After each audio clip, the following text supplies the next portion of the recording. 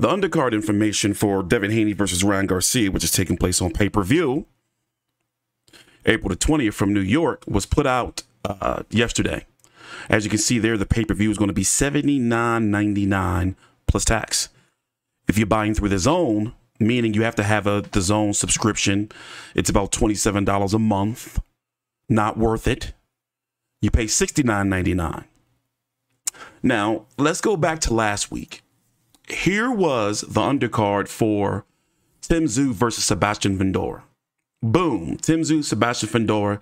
That could have headlined its own Showtime championship boxing. Brian Mendoza versus Sergey Bohachuk. That could have headlined or co-featured on a Showtime championship boxing or HBO championship or After Dark.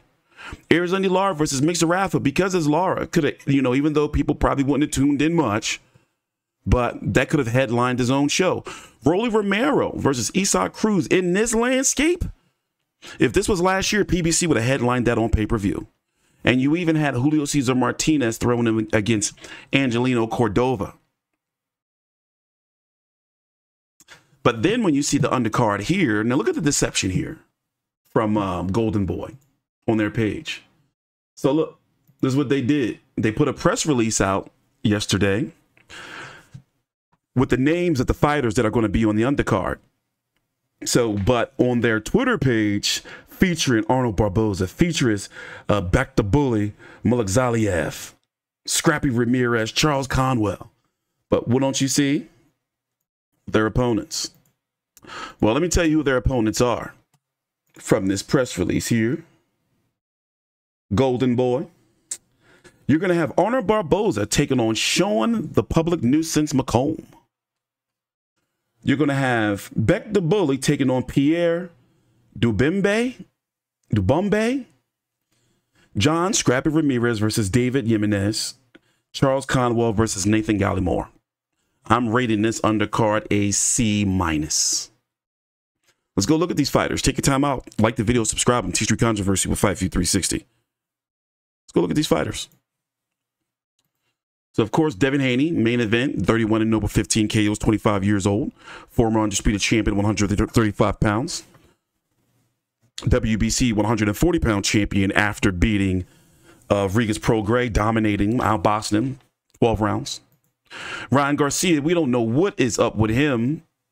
Drunk, high. People think he's using more than what he's using. You know, he's gone super far right wing. You know, I don't even want to get into it because I got in trouble from the Ghislaine Maxwell stuff.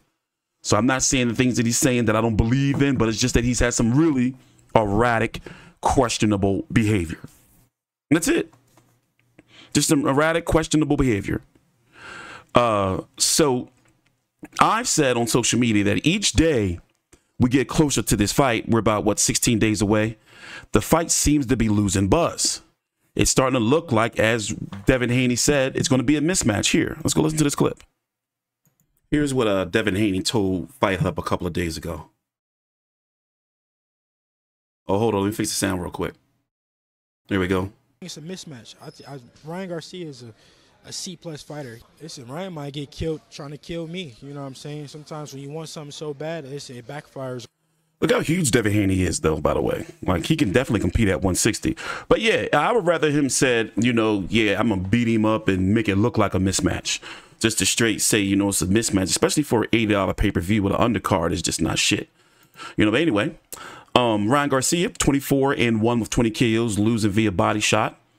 2 fights to go to Tank Davis. I forgot he fought this bullshit fight against Oscar Duarte with his bullshit shoulder roll. Looks like he's still clowning around in the ring. I mean, in the gym. He's got a reputation for not listening to his trainers, for basically being hard-headed. They'll tell him to do something, he'll go out there and do something else.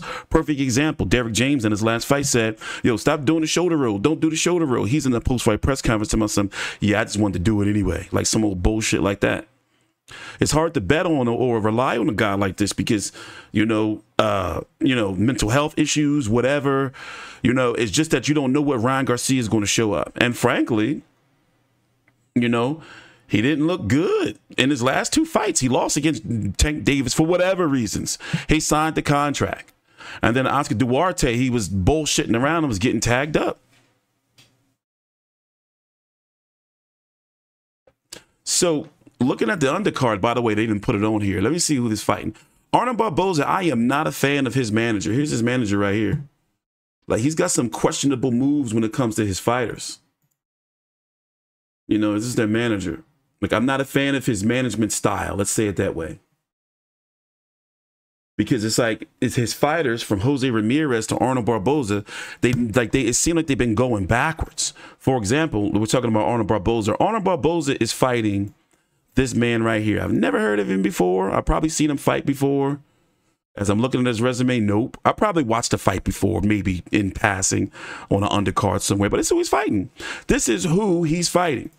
He should have been fighting for the WBO. He should have been fighting for a title a long time ago. I understand Teofimo Lopez didn't want to fight. I do remember that situation. But, I mean, come on. Sean McComb. I mean, I understand it's the first fight. You know, if you don't know, he left Top Rank. He's now with Golden Boy fighting over on the Zone. But Sean McComb, let's go look at this resume. It seems like since he fought Mike Alvarado, I remember that's when he like really came on the scene. You know, it's been like, look at these opponents. Look at these opponents. Okay, Alex Ocido, okay, boom. You know, but Jose Pedraza, we already knew he's the holder of the keys, the gatekeeper now. That's who Pedraza is. He's a gatekeeper. And Don Jenny, I covered this fight last month.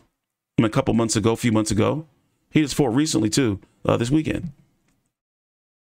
29-0 with 11 KOs. He's 40 years old. I mean, he's 32 yeers old now. And the fighter, Sean McComb, and I don't even think this Sean McComb is ranked. Where's the rankings at? I don't even think the bloke's ranked. Let's go see. Where's he at? Where you at, Sean McComb? Y'all see him around anywhere at 140 pound or even 135? What are you, Sean McComb? Okay, so he is a 140 pounder. But nowhere to be found in the rankings. So now let's see fighting a fighter we don't know about here in the States or care about. Now, mind you, this is an $80 pay-per-view. $80 pay-per-view. But he's not even ranked. Nowhere to be found. So Arnold Barboza's got to get it together. Got to get it together. Let's go to the next fight on the card. Bak the Bully, Kuziev. Remember, he the one that got knocked out by Gabe Rosado, ass up, face down. Atlantes Fox, okay. Gabriel Rosado, that was the rematch. Okay, you know. But, like, this is the undercard. This is the undercard. Taking on Pierre. Do you know this dude, Hubert? Do you even care, boxing fans? When you're paying $80, I don't want to see showcase fights. I don't want to see showcase fights. I'm sorry, I don't. Pierre de Bombay, no disrespect to you, mate, but I don't know you. I mean, good luck to this man, I guess. Yeah. John Scrappy Ramirez, well, he's coming from a small division that don't really get too much buzz here in the States. Fighting David Jimenez. I've heard of him before. I probably watched him fight. But honestly, this is a pay-per-view. Do you care? Do you care? That's the question. And you have Charles Conwell, 154-pound contender, fighting. But this is an $80 pay-per-view, ladies and gentlemen. Like an $80 pay-per-view. We got to get out of this. And also, this is on a platform that told us pay-per-view was dead. It ain't dead to these guys. They told us it was dead. The ticket prices are outrageous, I'm hearing. In fact, let's go look at the tickets, see what they're doing. Remember, we're 16 days away from the fight. You know, I didn't really get a chance to look at the tickets, but I was hearing, and fans are bitching and complaining, like, yo, these fucking tickets are high as shit. I believe it. Let's see, give me some tickets. Let me see, let's go buy some tickets. Let's see, get out of here. Cookies. Okay, so we got tickets that go up to $862. So it's on you. So we'll see. So it's $200 to get into the building. I see me ending him. $200 to get into the building. And look, no wonder why all these seats are empty.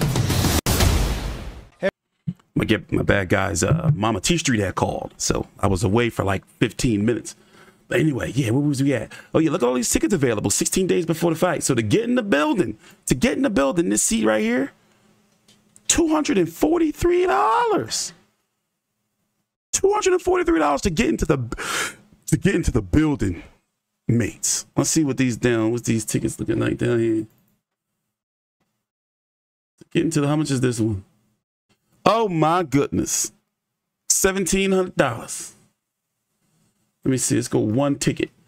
Best seats. What got going on?